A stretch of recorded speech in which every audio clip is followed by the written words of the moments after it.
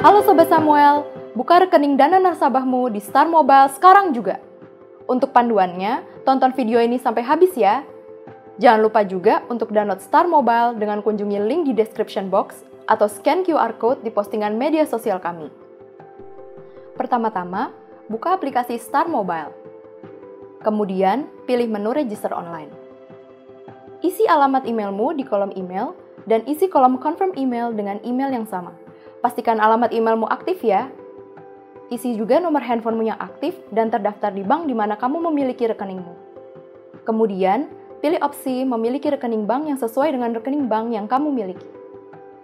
Setelah selesai, kamu dapat pilih lanjut. Setelah masuk halaman ini, akan ada email berisikan kode OTP yang masuk ke emailmu. Masukkan kode OTP tersebut ke kolom yang tersedia. Pastikan kembali kode yang dimasukkan sudah benar, lalu pilih lanjut. Pada halaman selanjutnya, masukkan nomor IKTP, nama lengkap yang sesuai dengan IKTP-mu, dan NPWP. Oh iya, kamu dapat mengosongkan NPWP jika tidak memiliki NPWP ya Sobat Samuel. Jika sudah, pilih lanjut.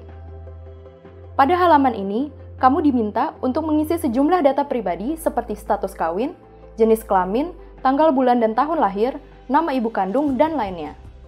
Pastikan data yang kamu isi sudah benar ya. Jika sudah terisi semua, pilih lanjut. Pada halaman ini, isi alamat email darurat, agama, nomor telepon rumah, nama kontak darurat beserta nomornya, dan alamat domisili. Jika alamat domisili sama dengan IKTP, cukup pilih sesuai domisili. Jika sudah terisi lengkap, pilih lanjut.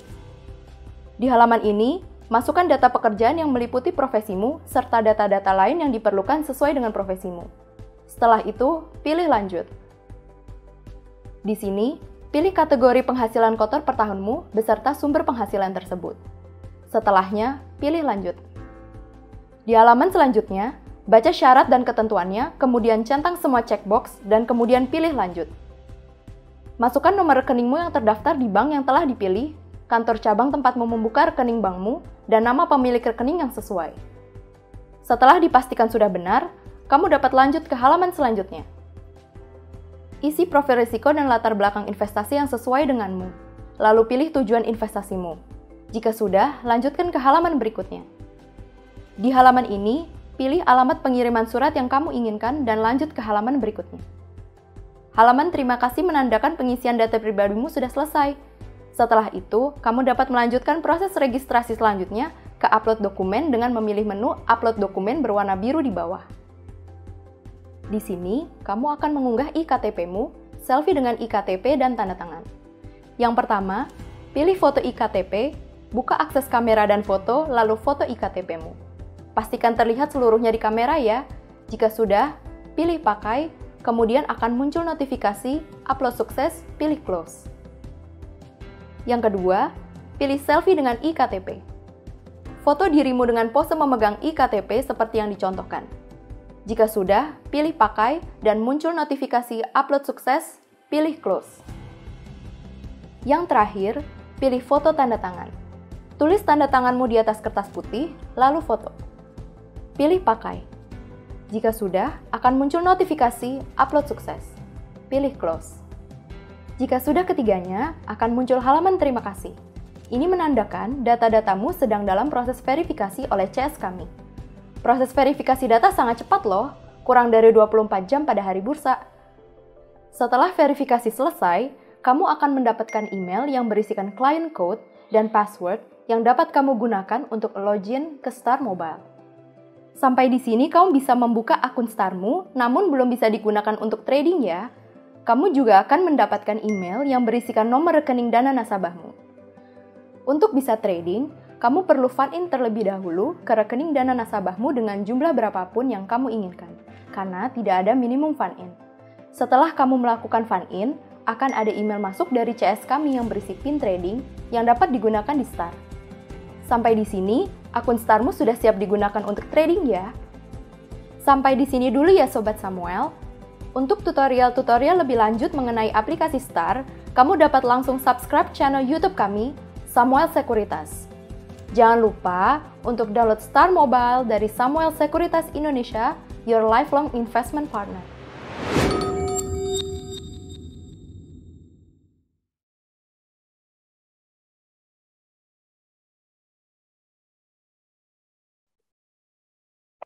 Selamat sore, Bapak Ibu semuanya, Sobat Samuel. Hari ini kita berkesempatan mendengarkan mengenai perusahaan yang akan melakukan IPO sebentar lagi ya. Jadi masa penawarannya mungkin tanggal 12 sampai 14 Juni. Nah, yang menarik dari perusahaan ini adalah karena sifatnya yang dapat dibilang tuh green gitu ya. Karena bisnisnya merupakan bisnis bis tapi dalam bentuk EV gitu. Jadi ini sangat menarik. Hari ini kita mendapatkan kesempatan untuk berbincang-bincang dengan CEO dari Vector. Saya ini merupakan bernama Vector ya, VKTR. Nah, nanti ada Pak Gilarsi yang akan share dengan kita mengenai mengenai perusahaan ini. Tapi sebelumnya mungkin kita bisa melihat dulu video presentation dari perusahaan ini ya, dari VKTR ini, Vector. Silakan. The transportation sector significantly contributes to greenhouse gas emissions and air pollution. In Indonesia, 25% of CO2 emissions are from transportation. Traditional vehicles which run on fossil fuels are the primary source of pollution. Therefore, the transport sector is a crucial area to tackle climate change. Indonesia faces several environmental challenges due to its transportation sector. Public transport is dominated by diesel-powered buses and minibuses that emit high levels of air pollution, leading to a decline in air quality. The transportation system also faces significant problems. Vector is the pioneer of transport electrification in Indonesia, introducing electric buses made by BYD, specifically designed for Jakarta. BYD is one of the world's largest producers of EV and heavy mobility, as well as in light vehicles. These buses run on clean energy, produce zero emissions, have a range of up to 320 kilometers on a single charge.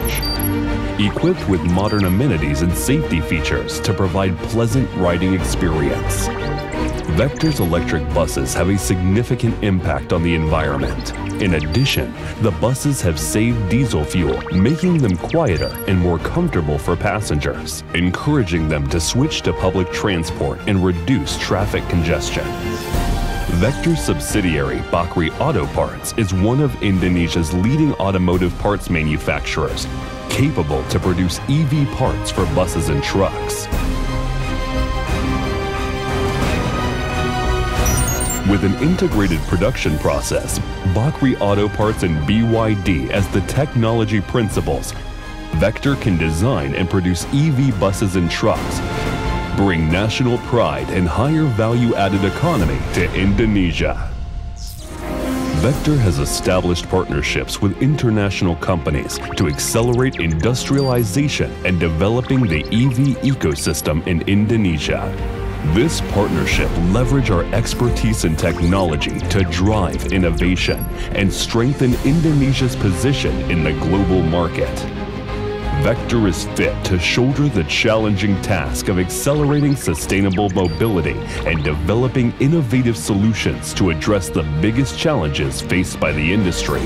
We believe that sustainable mobility isn't just a vision for the future, it requires immediate action. Our mission to provide cutting-edge technologies and services, reducing carbon footprint for cleaner and greener planet. We offer a range of solutions, including EV charging infrastructure, smart mobility platforms, fleet management systems, and more.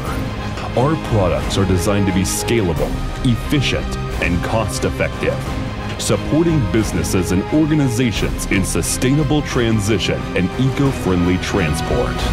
We are committed to make a positive impact to the world. Join us on this journey toward cleaner air and a more sustainable future. Vector, Indonesian-born global contribution.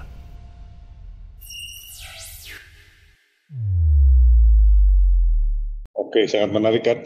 Kita sudah melihatkan video dari Vector, di mana bis-bis EV itu sebenarnya sudah sering kita lihat ya di jalanannya. Cuman kita belum familiar siapa di balik itu gitu ya. Nah, sebelum kita memulai presentasi dari Pak Gilarsi, mungkin saya ingin memperkenalkan dulu Pak Gilarsi Sutiono ya. Pak Gilarsi ini merupakan direktur utama dari Vector dan juga menjabat sebagai komisaris dari SAP Express, Pak ya, logistik ya, perusahaan logistik. Nah, tapi sebelumnya Pak Gil ini banyak berkecimpung di berbagai industri, sempat menjadi CEO dari PT Pos Indonesia, sempat jadi CEO dari Adia Winsa Autobody, kemudian juga komisaris dan CEO dari Safira Corporation, dan juga merupakan Managing Director dari C Technologies Incorporation dan Merrill Lynch Investment. Dan Pak Gil pernah berkecimpung lama di Philips Lighting Electronic Asia Pasifik, Pak ya, dengan berbagai jabatan di Indonesia maupun di beberapa negara Asia gitu. Mungkin tidak berlama-lama, saya persilakan Pak Gilarsi untuk memulai presentasinya, Pak. Silakan, Pak. Baik. Ini tadi saya di briefnya diminta untuk menjawab pertanyaannya Pak Surya nih. Jadi gimana? Saya presentasi dulu atau nyeritain dulu lah ya. Kenapa kita memulai bisnis ini? Sebetulnya kan ini bukan sesuatu yang koinsiden lah ya. Memang dari tahun 2018 itu Pak Anin itu sebagai generasi ketiga Bakri Group ya, Bakri Brothers, itu kan mewarisi bisnis yang memang 80% revenue-nya itu masih fossil based ya, hidrokarbon based. Nah, ini sesuatu yang tentu disadari. Hanya persoalan prediksi aja bahwa yang namanya fossil based itu juga akan hilang gitu. Hilang. Kalaupun tidak dipaksa oleh climate change, isu climate change itu akan dipaksa juga oleh keberadaan fossil fuel sendiri, akan sudah semakin habis kan. Nah, ya sambil mikir-mikir, ketika panen di Stanford, hampir ketabrak bis, yang bisnya itu kan kebetulan bis listrik gitu. Jadi kebetulan gitu.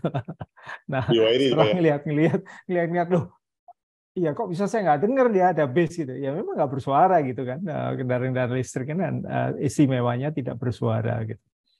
Dan tidak berbau juga gitu kan. Jadi dari situlah kemudian mulai terpikir bahwa kenapa nggak kita mulai perkenalkan ke Indonesia. Jadi bulan Maret itu kira-kira mau ketabrak bis di Stanford sana. Kemudian bulan November itu memperkenalkan bis itu di forumnya IMF di World Bank di Bali tuh.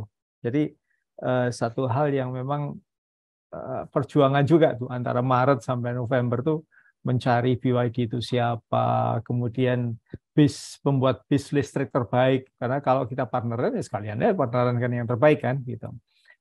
Pembuat bis listrik terbaik di dunia itu siapa, berapa banyak produksi mereka, sampai akhirnya bisa berkenalan dan diizinkan untuk membeli. Ketika kita membeli, dipamerkan, banyak sekali orang yang tertarik itu dalam pameran IMF dan World Bank itu. Kan forum leadership-nya IMF dan World Bank ya. Jadi yang datang banyaklah orang-orang petinggi-petinggi yang penting juga. Nah, yang jadi masalah ketika Jakarta ingin mencoba, ya udah yuk kita tes di Jakarta. Menarik nih, karena semua orang ngajuin jempol gitu kan. Begitu kita bawa ke Jakarta, nggak bisa dites di jalan raya. STNK-nya nggak ada kan? Urus dulu ke STNK. Begitu kita minta STNK, protokol untuk pengurusan STNK bis listrik nggak ada di Indonesia. Pengujiannya nggak ada, SOP pengujiannya nggak ada, infrastruktur pengujiannya juga nggak ada, knowledge untuk mengujinya juga nggak ada gitu. Jadi panjang sekali ceritanya, hanya sekedar untuk antara kita dengan regulator itu bisa berkolaborasi, membangun sebuah protokol. Cara uji tipenya bagaimana, karena bukan CC lagi yang dipakai, bukan emisi karbonnya lagi yang dipakai, tapi something else gitu kan, yang mungkin lebih relevan untuk bis listrik. Nah itu 2 tahun tuh perjalanan tuh sampai akhirnya 2020 baru tuh clear tuh. Nah setelah 2020-an barulah orang tuh mau mencoba, bisa mencoba. Yang di Jakarta udah jelas-jelas duluan tuh. Aceh, Bali, Jawa Timur, Jawa Barat, pada nyobain semua tuh, karena mereka pengen, tertarik gitu. Wah iya benar juga.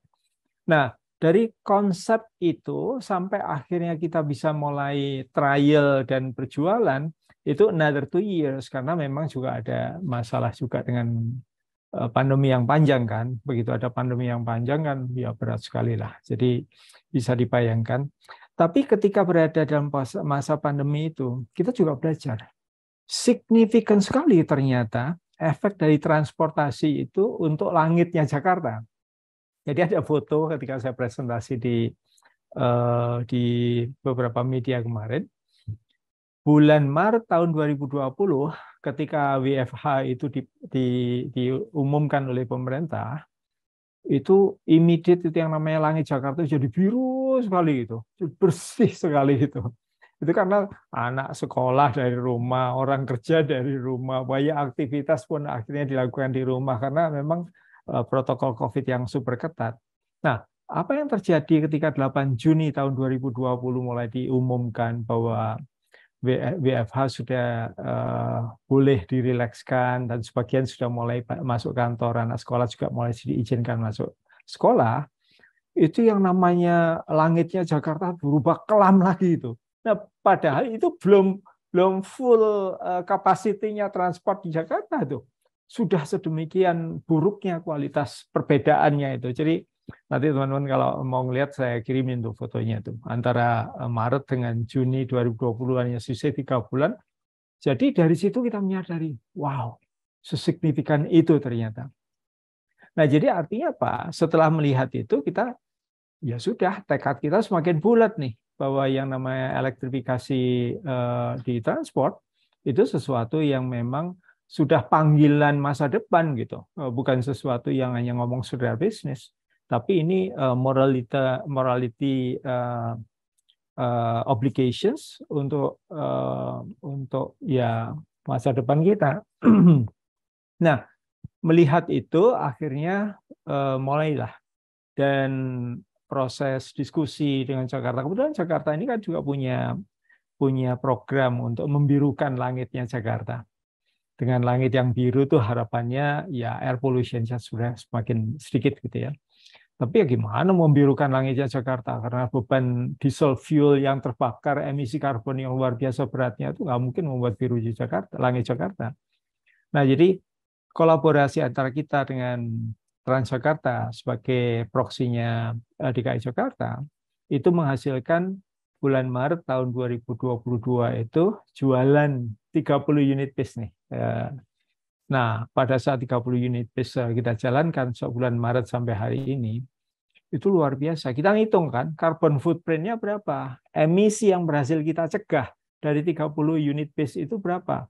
Nggak kecil ternyata. Jadi ada 3 juta kilo CO2 yang harusnya itu menjadi emisi, itu nggak terjadi gara-gara bis ini. Nah, jadi bayangkan kalau seluruh kendaraan di Jakarta ini semuanya jadi listrik, nggak ada emisi itu lagi. Wah, enak sekali ngelihat langitnya Jakarta jadinya. Nah, itu yang membuat kita akhirnya berpikir, proof of concept kita benar. Apa yang kita uji cobakan, yang masukkan ke dalam sandbox kita itu proven, terbukti. Dan selama lebih jauh lagi, selama 14 bulan, sekarang 15 bulan, 15 bulan kita beroperasi dengan 30 unit itu zero problem tuh. Padahal kalau yang namanya combustion ya masalahnya banyak sekali. Jadi after sales kita ya relatif hanya melakukan maintenance ringan saja. Tidak ada masalah yang sangat signifikan dari 30 pieces yang dijalankan itu. Nah, ini yang membuat kita semakin ter-encourage lah bahwa we are doing the right thing, dan kebetulan partner kita BYD juga partner yang benar karena pada saat bis itu sebelum dibawa ke sini, kita minta betul tuh ke BYD. Pokoknya kita harus lakukan uji yang sangat strict. Uji di flat, bagaimana kena banjir, bagaimana kena hujan, bagaimana di jalan yang jelek kualitasnya seperti apa. Kemudian panas tinggi seperti apa. Semua dilakukan tuh sebelum bis itu dikirim ke Bali waktu itu. Nah, setelah dites semuanya lulus uji coba itu dibawa ke Indonesia. Ujiannya kan sekarang dari bulan Maret 2022 sampai sekarang itu 15 bulan ujian beneran itu. 30 unit yang diuji kan.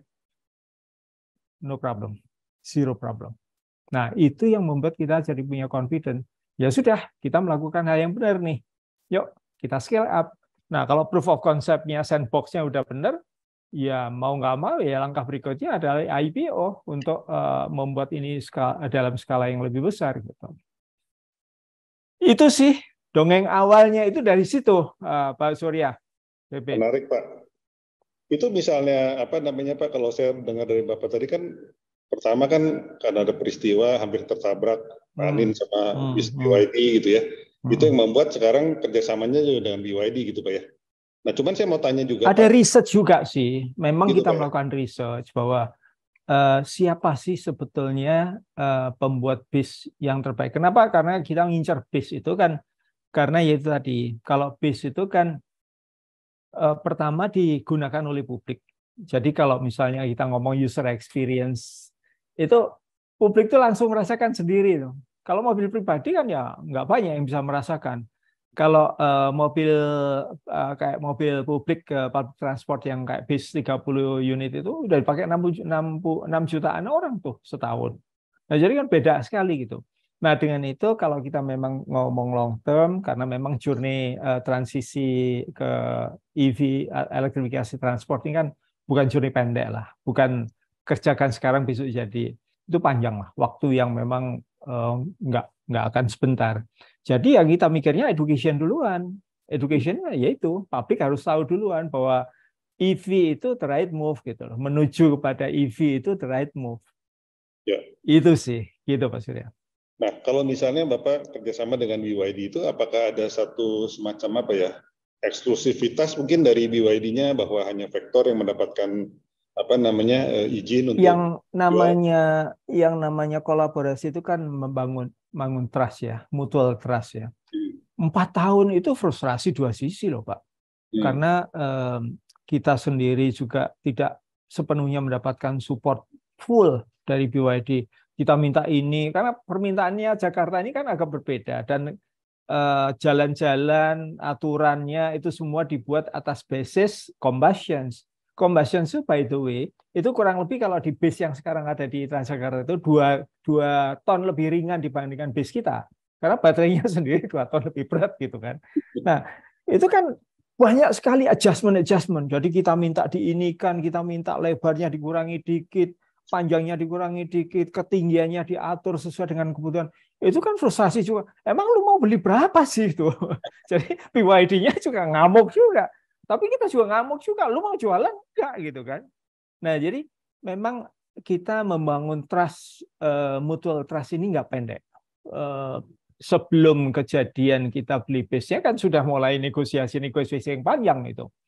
Nah, ketika mutual trust ini sudah mulai ada, ya akhirnya terbukalah ya sampai akhirnya kita berani bicara, aku nggak mau lo ya import CPU terus dari kamu, aku maunya mulai bikin nih di Indonesianya, mulai bikin industrialisasinya. Oh iya boleh, ayo kita support. Ya engineer mereka juga mereka kerahkan gitu untuk support industrialisasi kita gitu. Mulainya sih sederhana, CPU dulu, kemudian kita beli dalam bentuk CKD di assembly di sini. Setelah itu kan pada saat proses assembly kita tahu, oh komponen ini siapa yang bisa bikin, oh ini Bagri Autopart bisa bikin ini, oh ini siapa bisa bikin, siapa bisa. Jadi banyak sekali lokal komponen yang nantinya akan mereplace komponen yang sekarang dibuat oleh BYD kan gitu.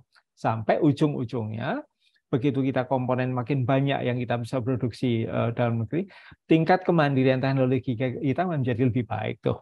Nah mereka oke. Enaknya sama BYD gitu. Mereka oke. Karena mereka melihat, seberapa cepat pun kita membangun, yang namanya transisi menuju EV itu terlalu besar. Nggak mungkin bisa dilakukan sendirian. Jadi sekencang-kencangnya, sekeras-kerasnya kita bekerja, dikeroyok pun belum tentu akan 2060 itu akan selesai gitu. Jadi mereka cukup terbuka, kooperatif, dan sangat suportif ke kita. Nah, kalau dilihat kan tadi kan terkait berarti dengan TKDN juga Pak ya ke depannya ya. Nah, kalau misalnya itu terjadi, menurut Bapak kira-kira capex yang diperkirakan untuk tahun depan, misalnya tahun selanjutnya itu kira-kira seperti apa Pak? Nah, jadi kenapa kita sendiri juga mendorong untuk IPO ya karena memang satu adalah scale up ya, scale up dari tidak dari volume ya kalau setahun hanya jual 50 sih ya mungkin nggak perlu di IPO kan kali gitu ya. Tapi kalau sekarang bayangkan aja kita ngomong potensi marketnya ya di Indonesia itu ada 2000-an bis kan. 200-an ribu. 200 ribu itu tahun 2040 90%-nya itu sudah listrik, harus sudah listrik. Ini policy yang sedang dibangun oleh pemerintah nih untuk mengejar net zero promise kita 2060. Karena 25% transport, 25% harus selesai lebih awal. Harapannya kan transport itu selesai di 2050, lebih awal memang 10 tahun lebih awal daripada net zero totalnya gitu. Nah, kalau kita menghitung 2040 itu 90% dari bis itu sudah menjadi listrik, itu kan 180.000. 180.000 anggaplah dibagi 18 tahun. Jadi kan setahun kita harus menyediakan 10.000 bis, linearnya ya. Walaupun pasti prakteknya nanti akan terjadi lambat, tapi kemudian exponential growth di ujung kan. Nah, artinya kalau kapasitas yang kita bangun kan linearity ya Indonesia maksudnya, bukan vektor saja. Itu kan 10 ribuan unit bis per tahun tuh. Termasuk juga nanti pada saat tahun tertentu kan substitusi mereplace kan, yang sudah tua diganti, yang sudah tua diganti kan gitu kan. Jadi kan nggak kurang dari 10.000 bis per tahun yang harus sudah disiapkan kapasitas manufacturing-nya itu. Ya kita nggak mungkin langsung produksi 10.000 karena marketnya sendiri nggak akan siap untuk itu. Jadi kita akan gradual membangunnya. Nah makanya kita juga nggak berhenti di bis karena kita melihat use case ini lebih menarik lagi di truk. Truk itu populasinya 5 jutaan tuh. Nah, kalau 5 juta kan diberlakukan dengan policy yang sama, 2040 90%-nya sudah harus menjadi listrik, ya itu kan 4,5 juta truk tuh yang harus dilakukan dari sekarang sampai 2040 gitu. Wow, that's massive task gitu kan. Nah, jadi kita dengan BYD pun kita bicara mengenai ruang yang harus segera kita isi itu truk ini, karena profil bisnisnya kan rada berbeda. Kalau bis itu lebih banyak ada proxy government-nya, ada APBN di baliknya, APBD-nya di baliknya gitu kan. Ya kecuali yang private ya, yang PO antar kota, coach segala macam, travel gitu ya. Tapi kan masih ada signifikan lah pengaruh dari government policy di situ. Tapi kalau truk kan nggak ada urusan. Sejauh yang ditawarkan itu memberikan cuan lebih baik buat saya, ya kenapa enggak gitu. Nah, di sini penting karena kalau kita menghitung total cost of ownership-nya dari truk listrik dibandingkan dengan truk combustion, itu truk combustion itu kesalip di tahun kelima itu oleh listrik. Padahal umurnya truk listrik itu bisa jauh lebih panjang daripada truk combustion. Belum lagi ada yang non teknis, itu teknis saja nih. Kita hanya ngomong mengenai biaya diesel solar atau diesel fuel ini digantikan dengan listrik. Itu saja sudah 80% cost reduction di fuel cost-nya. Belum lagi biaya maintenance-nya. Di luar itu ada yang non teknis. Saya kan kebetulan juga sangat ya jadi advisor-nya asosiasi yang hubungannya dengan logistik ya. Jadi saya tahu betul lah kerisauan teman-teman di logistik. Di trucking industry itu mereka tuh risau itu dengan truk yang bisa kencing di jalan itu tuh. Kalau solarnya bocor di jalan itu kan nggak terkendali tuh cost-nya tuh. Nah kalau listrik mau dibocorkan gimana coba? Kan nggak mungkin, nggak ada yang mendapatkan benefit. Nah dari itu saja itu kalau kita bicara total cost of ownership untuk truk ini 5 tahunan itu sudah kalah tuh combustion. Jadi kalau servisnya bisa sampai 10 tahun kan kita memberikan garansi baterainya aja 8 tahun gitu. Berarti kan kita yakin betul kan sampai baterai itu bisa umuran sampai 12-an tahun. Artinya mobil bisa jalan mungkin bisa sampai 12, bisa sampai 14-an tahun. Dengan kondisi seperti itu, operator happy karena mereka mendapatkan extra profit walaupun pembelian awalnya itu memang EV ini lebih mahal gitu. Jadi kalau kita melihat ruangnya begitu besar di bis dan truk ini, ya udah yuk tekunin aja sekalian gitu. Dan posisi kita sebagai leader, sebagai pionir di dalam industri ini ya mau nggak mau membuat kita harus berlari lebih kencang lagi karena kita lead dari sisi R&D-nya, dari sisi prototype building-nya, dari sisi quality-nya, dari sisi standar user experience-nya. Kan akhirnya mau nggak mau kita berada dalam posisi yang terancam orang lain masuk kan, ya lari terus dan lebih kenceng gitu. Nah, mengenai investasinya berapa, kita overall total rencana kita nanti investasi sampai 500-an juta US. Tapi itu kan modular, butuh waktu gitu ya. Ya nggak semuanya selesai dalam satu malam atau sekali proses. Tapi inilah gradual, dan kita bangun step by step dengan langkah-langkah yang kita sendiri yakin gitu. Kayak ketika kita memastikan bahwa BIS itu dibawa ke sini dengan posisi aman, kita yakin untuk IPO ini kan sudah melewati proof of concept yang benar juga gitu ya. Sandbox-nya udah jalan dengan baik, sehingga kita juga punya confidence, ya udah di scale up saja. Nah, begitu juga truk dan seterusnya ini nanti. Jadi investasi itu pasti bertahap. Tapi kalau overall ya nggak kurang dari 500-an juta lah, Pak. Tapi kalau truk itu sendiri, Pak, teknologinya sudah banyak dipakai nggak di, misalnya katakan di negaranya BYD? Di Cina, banyak itu 30% penjualan truk itu sudah listrik sekarang. Oh gitu. Oke.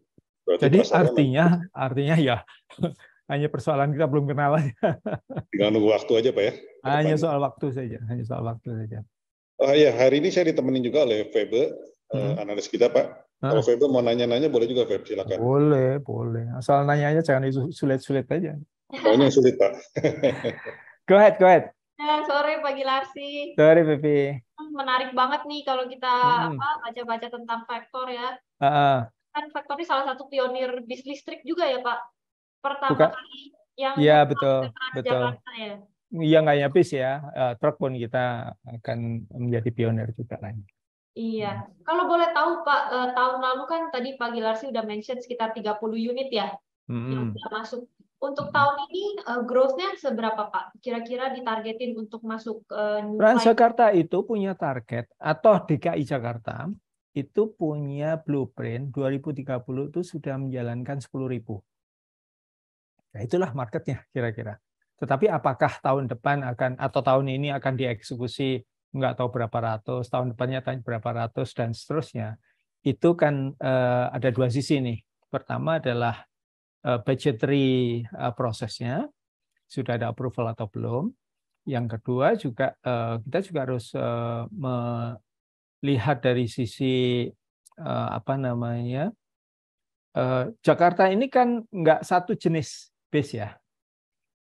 Bis yang 12 meter, ada yang lebih panjang lagi yang kayak gandengan itu, ada yang 8 meter, dan itu juga ada yang high floor ya, yang naik kalau dari BRT itu kan high floor ya, ada yang naiknya dari trotoar, low floor gitu, macam-macam. Jadi kita sendiri juga sudah mendorong banyak produk yang prototipenya diuji dulu. Nah, dari pengujian sih kita cukup confident, produk-produk yang kita bawa ke sini cukup baik. Nah, tetapi dari sisi perencanaan kota sendiri kan juga masih banyak yang perlu ditata ulang tuh. Saya berikan contoh nih. Di Indonesia ini baru Jakarta saja yang bisa memberikan kontrak kepada operator bis itu sepanjang 10 tahun. Kota-kota lain itu 3 tahun, ditambah 3 tahun, diperpanjang lagi setahun gitu. Nah, sekarang kalau financial institutions mau ngemodelin operator yang mau beli bis listrik, kalau kontraknya ya 3 tahun, nggak berani tuh, ya kan? Nah, jadi regulasi wise kita tuh masih banyak PR. Jadi bukannya regulasi membuat bisnis jalan, tapi regulasi di backup financialnya juga itu masih menjadi isu. Nah, sekarang kalau untuk kasus Jakarta, ya bank dan financial institution yang mengamati apa yang kita lakukan dengan Transjakarta, mereka lebih confident karena ngelihat, waduh, sudah jalan 15 bulan nggak pernah ada masalah lagi, nggak ada klaim apapun gitu. Mereka happy, mereka lebih ter-encourage lah untuk bisa melakukan financing pada proyek-proyek yang seperti ini. Tapi di sisi lain kan penataan mengenai regulasi yang kontraknya harus diperpanjangkan segala macam, itu harus diselesaikan juga. Ada lagi nih PR yang perlu juga teman-teman tahu. Kita tuh kan menawarkan tidak hanya kendaraan baru, tapi kita juga menawarkan proses konversi dari yang combustion. Kalau memang kondisi fisik busnya masih bagus, kenapa nggak dikonversi aja dari combustion jadi listrik gitu kan? Nah, tapi itu pun menyisakan masalah, masih punya masalah. Masalahnya apa? Kalau umurnya let's say misalnya 8 tahun kita konversi, itu umurnya si bis itu nggak diriset jadi 0 lagi. Padahal kalau umurnya udah 10 tahun harus keluar dari Jakarta kan. Nah, itu kan membuat operator, ya apa gunanya kalau gitu, saya pakai hanya untuk 2 tahun gitu. Nah, regulasi wise masih banyak yang kita harus, ya memang masih infant ya. Kita tahulah industri EV ini relatif infant. Semua sedang belajar bersama-sama untuk membangun ekosistem, ya regulasinya, infrastrukturnya, know-how-nya sendiri gitu. Jadi memang PR-nya masih banyak. Noted Pak. Kalau tadi Pak Gilarsi ngomong yang konversi itu retrofit ya, Pak Gilarsi ya? Betul. Retrofit biasanya di CAM knowledge-nya retrofit. Retrofit ya. Kalau retrofit ini sendiri berarti nanti kerjasama dengan brand luar atau YD lagi atau gimana Pak? Faktor itu ya dalam rangka kita untuk yang namanya know-how itu kan, kalau kita nggak bisa belajar sendiri, kita bisa pinjam know-how-nya orang, atau bisa beli know-how-nya orang gitu kan. Jadi 3B aja itu, build, borrow, atau buy gitu kan. Nah, kita itu investasi di sebuah perusahaan di UK yang kebetulan mereka jagoan dan mereka punya know-how betul untuk melakukan konversi, dan mereka sudah melakukan untuk di UK dan beberapa negara di Amerika Latin gitu ya. Nah, kita invest di mereka. Dari situ kita mendapatkan know-how-nya. Nah, know-how itu yang kita bawa pulang ke Indonesia, kita terapkan di sini.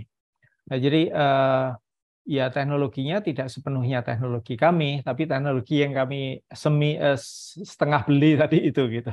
Tapi perusahaannya kita dapat akses know-how-nya gitu. Noted Pak. I see. Dan bagus juga ya Pak ya, setelah kalau saya pikir-pikir, kalau di retrofit kan berarti TKDN-nya otomatis langsung tinggi ya? Betul. Dan capex-nya kan jadi lebih murah. Ya seandainya pun tidak 50%, 60%, lumayan 40% cost reduction di capex-nya, ya kan? Betul. Lumayan. Sebetulnya itu kalau kita mau mengakselerasi beneran, ya nggak seluruhnya harus baru gitu. Konversi aja juga dilakukan. Tapi ya itu tadi, penataan regulasinya harus dilakukan. Termasuk financing-nya. Kalau misalnya let's say melakukan konversi itu, kalau bis segede itu kan 5 miliaran ya. Katakanlah misalnya ini hanya 60%-nya 3 miliar. Kan butuh financing juga tetap operator kan. Nah, harus, kalau regulasinya nggak jelas, industri keuangan juga nggak mau tuh untuk memfinance proses konversi. Jadi sama-sama saling belajar lah kita semua ini. Iya. Pak, saya sempat dengar nih kalau TKDN itu ya untuk masuk ke Transjakarta jadi salah satu requirement ya. Kalau nggak salah 40% ya Pak Gilarsi ya. That's why makanya beberapa indikasi yang diberikan iya 40%, tapi gradual ya. Gradual akan lama-lama menjadi 60% sampai 60%, bahkan one day akan menjadi 80% tuh. I see. That's why makanya kompetitor lain juga mungkin susah ya Pak ya buat nimbangin masuk ke TKDN yang setinggi itu ya Pak. Memang makanya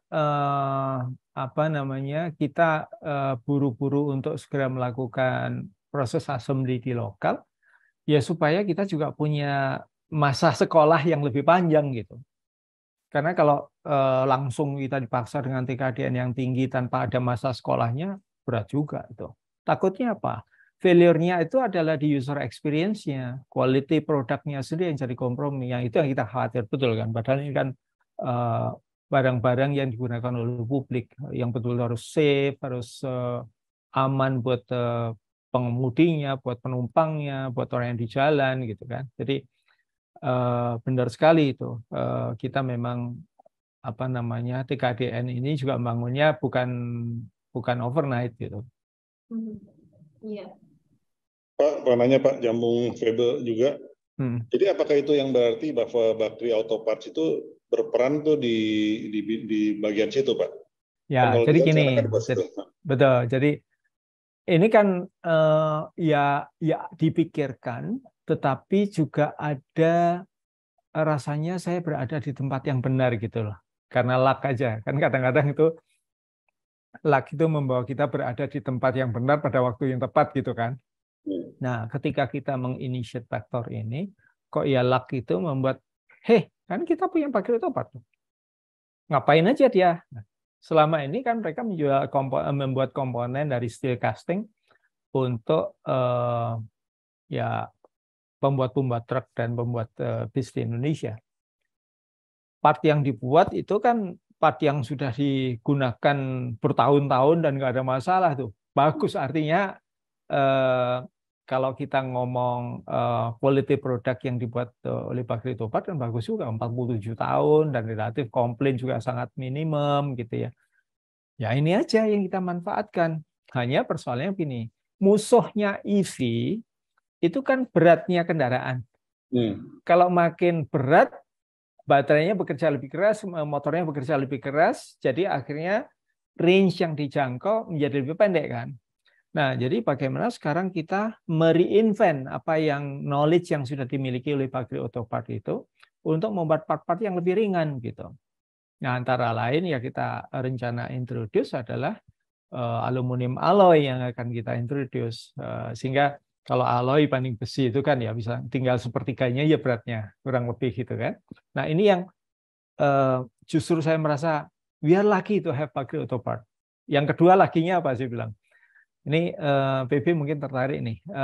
Kalau startup lain ada jualan, kalau jualan ke kayak Transjakarta atau ke pemerintahan biasanya kan tergantung tender, tergantung budget, ada jualan kadang-kadang enggak, jualan kadang-kadang enggak gitu kan. Nah, untungnya kami punya pabrik otopart itu paling enggak bisa membackup cash flow kita gitu. Karena kan sudah ada cash flow yang mengalir nih. Jadi pada saat jualan syukur, tapi pada saat jualan kita masih bisa menumpang untuk semua fixed cost kita itu dengan di pabrik otopart ini. Jadi secara konsolidasi kita aman gitu. Dua, jadi dari sisi engineering side, production side-nya kita lucky enough to have pabrik otopart. Dari sisi keuangannya kita juga lucky enough kita punya cash flow yang relatif steady dengan adanya pabrik otopart gitu. Jadi ada sinergi di situ, Pak ya? Luar biasa sinerginya, luar biasa. Karena kan kalau misalnya Bapak nanti ke depannya ingin berinvestasi gitu, Pak, kan tentunya perbankan juga melihat dari sisi keuangan gitu, Pak ya. Karena seperti ketahui kan banyak perusahaan EV yang kalau yang mulainya dari nol itu mengalami kerugian dulu tuh berapa tahun kan, Pak ya? Panjang. Ya kan? Kalau di faktor ini mungkin nggak terjadi, Pak ya? Atau seperti apa, Pak? Setahun pertama ya pada saat kita beli kemudian nggak ada penjualan itulah ya yang kita menuliskan kerugian itu. Jadi kalau teman-teman lihat di laporan keuangan kita sih ya di tahun 2020-an itu kita sih minus ya. Nah, tapi setelah itu kan positif sampai hari ini juga positif. Nah itu juga satu hal yang startup lain mungkin agak sulit itu mempunyai fortune seperti itu gitu. Itu membedakan juga Pak faktor ya dibandingkan yang lainnya. Betul. Nah kemudian kalau Bapak lihat ada pesaing-pesaing yang mungkin masuk ke Pak? Kira-kira pesaing seperti apa Pak? Banyak. Yang pengen masuk ke Indonesia itu banyak. Tapi seperti yang tadi saya bilang, masa sekolahnya itu kalau terlalu pendek, masuk ke industri ini juga pertama soal trust, belum tentu orang percaya, ya kan? Yang kedua, endurance, quality, testing yang rigorous terhadap iklim cuaca Indonesia benar teruji nggak? Itu juga membuat failure-nya ada pembuat bis yang sudah dites berkali-kali ya gagal terus gitu. Ya akhirnya ya mundur-mundur sendiri atau malah ya paling nggak ada withdrawal-nya lah. Nah ini nggak mudah, walaupun yang pingin banyak. Kalau kita ngomong yang terregister di Indonesia sih mungkin udah lebih dari 10 kali bis ya, pemain bis saja. Tetapi yang betul-betul lulus dari sisi tes dan lain-lain ya, termasuk juga pada akhirnya kan kalau kita bicara competitiveness itu elemennya nggak hanya harga, tapi juga hal-hal yang lain. Quality jelas, ya. Apa yang ditawarkan itu harus apa yang dirasakan, gitu kan. Kemudian ketiga, kita ngomong after sales management-nya. Menyiapkan pasukan after sales management itu kan juga butuh pasukan dan butuh amunisi tuh. Nah, kita menyiapkannya kan nggak baru hari ini, kita udah menyiapkan sudah lama gitu. Jadi kalau ada kompetitor yang masuk baru hari ini, harus melengkapi dengan itu semua, paling cepat ya jualannya 2 tahun lagi gitu kan. Gitu. Jadi itu pun kalau mereka mempunyai endurance yang cukup ya. Ya. Tapi after sales service dari Bapak itu sekarang di mana aja Pak lokasinya? Iya, sekarang karena posisi penggunanya masih di Jakarta, ya relatif di Jakarta saja. Tapi kalau nanti pada saat kita sudah punya site-site yang di luar Jakarta, ya kita lebarkan sampai. Tapi know-how after sales management kita itu 2. Yang pertama, kita punya teknologi yang memantau betul semua kendaraan kita yang beredar. Itu real time kita bisa monitor tuh. State of charge-nya bagaimana, temperaturnya bagaimana, brake system-nya seperti apa, accelerations, deceleration-nya seperti apa. Real time kita monitor itu semua. Jadi online itu Pak? Online itu? Online. Saya tinggal nyalakan, saya tahu betul. Seluruh bis yang sedang berjalan itu saya tahu betul. Nah, begitu juga nanti kalau dengan truk dan lain-lain, kita lakukan itu. Dengan itu apa? Membuat kita antisipatif. Sebelum kendaraan itu punya masalah, kita udah datengin duluan dong. Iya. Nggak perlu menunggu ada masalah itu, karena kita tahu yang mulai kelihatan ada anomalinya mana. Oh, ini kok temperaturnya mulai naik ya, udah di luar standar yang datengin aja. Yuk dilihat, diperiksa apa yang perlu diperbaiki. Jadi antisipatif after sales yang kita miliki itu karena teknologi. Kalau kita nggak milih teknologi itu, kita nggak bisa juga melakukan predictive maintenance itu. Ya, menarik tuh Pak yang Bapak katakan, saya juga baru tahu tuh Pak. Terus kalau menurut Bapak, Pak, selain merek BYD itu banyak sih sekarang yang seimbang dengan mereka. Jadi, maksud saya suppliernya nanti Bapak bisa dari berbagai merek atau gimana menurut Bapak? Kita itu enaknya ngomong dengan BYD itu semua bisa terbuka. Ketika mereka mengatakan, misalnya di konversi gitu ya, kita ngomong sama BYD, market Indonesia sedang membutuhkan loh konversi untuk combustion ke listrik. Kami bisa bantu, tapi kami tidak tertarik ikutan, gitu kan, bahasanya BYD gitu. Jadi kan enak. Ya udah kalau gitu saya cari partner yang lain ya yang bisa bantu. Iya nggak apa-apa gitu. Jadi enak lah, diomongin aja gitu. Beberapa produk yang mereka nggak miliki gitu, mereka malah membukakan jalan. Ini loh punya produknya kayak gini. Kita bantu nanti testingnya segala macam, engineeringnya atau apapun yang berhubungan dengan quality tesnya. Itu BYD cukup terbuka untuk membantu kita. Enak. BYD itu enak sekali itu. Itu berarti yang saya dengar juga salah satunya faktor ini mau masuk bukan cuma bus sama truk, tapi ke motor juga ya Pak ya? Ya betul. Tetapi gini, kita tuh pengen di bisnis ini long term ya. Kita pengen betul-betul memastikan bahwa produk yang kita lepas ke pasar, betul-betul produk yang memang bagus. Kita sendiri harus yakin gitu ya. Nah, kalau kita melihat kan ya salah satu jagoannya, salah satu motor maker di Indonesia yang combustion dari Jepang itu kan luar biasa. Udah puluhan tahun mereka udah tahu betul iklim Indonesia, kondisi jalan seperti apa. Kalau kita mengeluarkan produk yang tidak bisa mengimbangi apa yang diproduksi mereka, ya susah untuk jualannya. Jadi kita sedang melakukan thorough market test nih. Untuk motor. Tapi saya begini, kita hanya akan memastikan produk itu keluar ke pasar apabila kami sendiri yakin bahwa produk ini bagus gitu.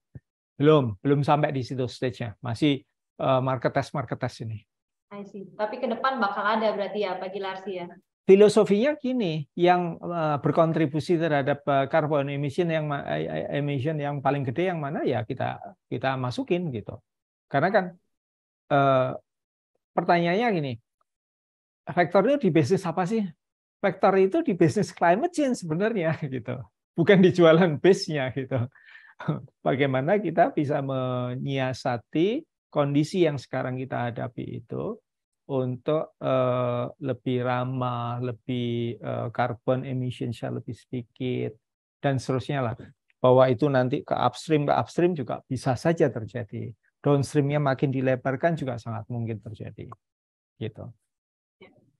Noted, Pak. Jadi Transjakarta ini baru jadi awal pertama ya Pak. Betul. Dan kami bersyukur sekali tuh punya partner seperti Transjakarta yang sama-sama punya courage ya untuk menguji, untuk melihat apa experience mereka baik apa enggak dengan produk ini. Kita bersyukur sekali dengan adanya Transjakarta. Kalau kita nggak punya Transjakarta juga keberanian kita untuk scale up juga barangkali nggak seberani hari ini lah. I see, Pak. Saya tunggu, Pak. Semakin banyak logo VKTR yang di belakang bus itu, Terima Pak. kasih, Bibi. Terima kasih. Oke, Botas. Apa lagi? Pak Gil, kalau misalnya ke Transjakarta itu, apakah Bapak harus ada partner, kayak Mayasari atau apa gitu, atau gimana Pak biasanya? Langsung atau gimana? Yang jadi partner langsungnya Transjakarta itu kan operator. Kami partnernya operator. Jadi kita menjual produk kita ke operator, operator lah yang menjual servisnya itu ke Transjakarta.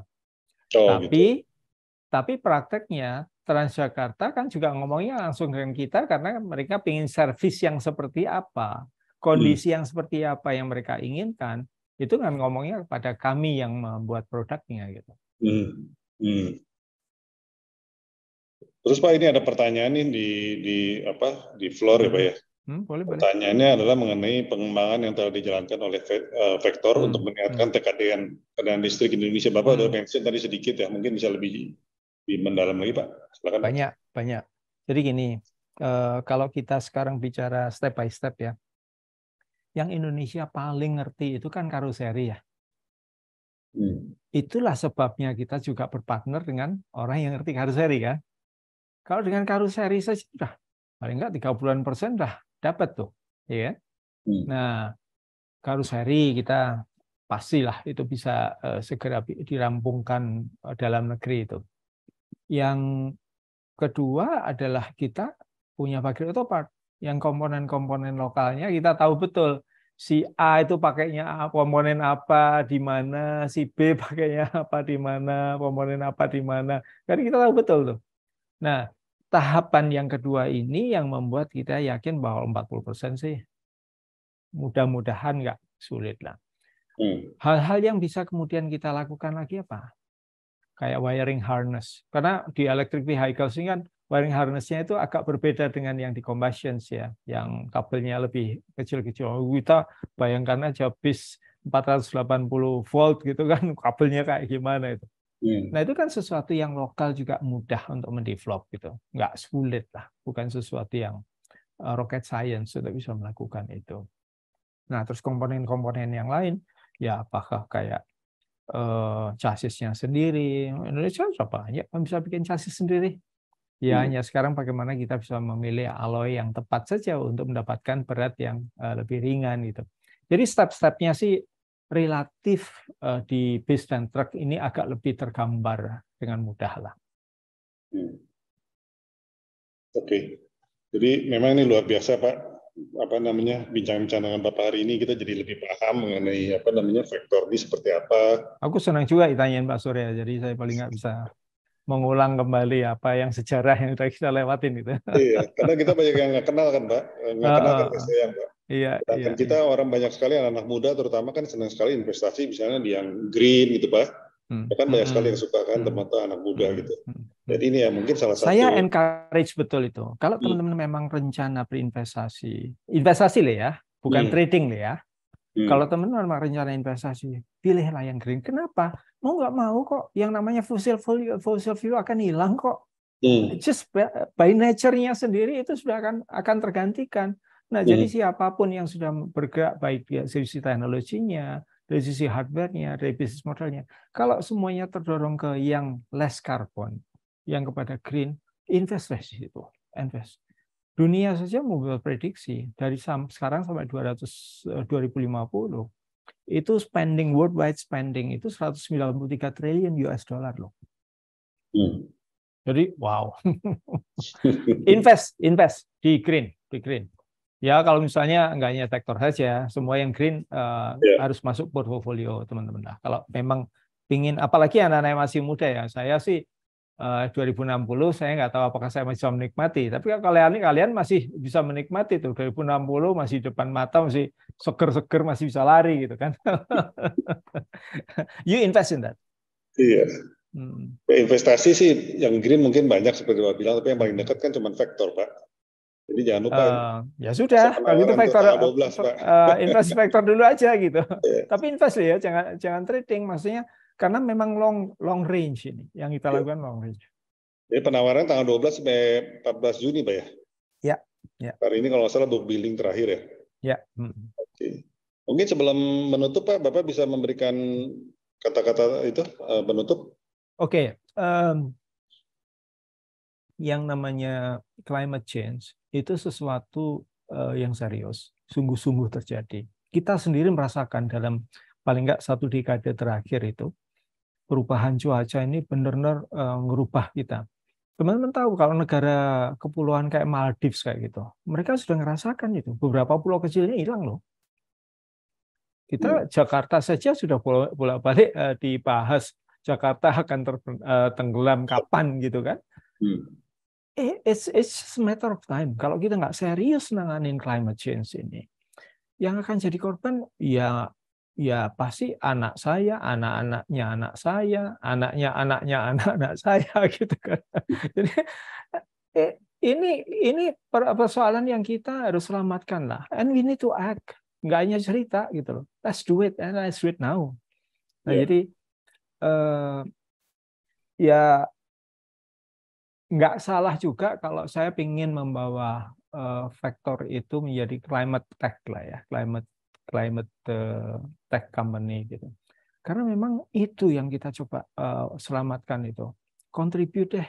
Dan Bakri sendiri itu udah membuat perjanjian loh, umur 80 tahun kemarin mereka itu membuat janji bahwa revenue yang saat ini 80% diperoleh dari fosil brown ya, itu nanti pada saat umur 100 dibalik tuh 80%-nya harus sudah dari green. Nah, artinya dengan itu ya memberikan apa ya motivasi yang tinggi lah buat saya dan teman-teman di vektor untuk mendorong nih jadi sesuatu yang memang berkontribusi positif terhadap climate change tadi itu. So that's my last message.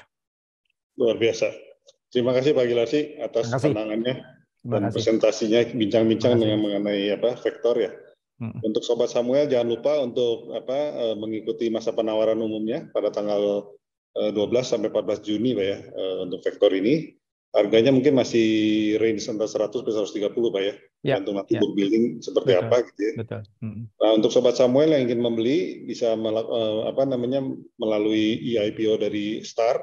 Star itu aplikasi dari Samuel Sekuritas, bisa langsung dari situ. Terima kasih Pak Gilarsi, terima kasih Febel. Thank you. Terima kasih Sobat Samuel semuanya. Sampai ketemu lagi di acara selanjutnya. Sukses, sehat semuanya ya. Sukses buat vektor Pak ya. Thank you, terima kasih. Terima kasih teman-teman semua. Bye. Bye.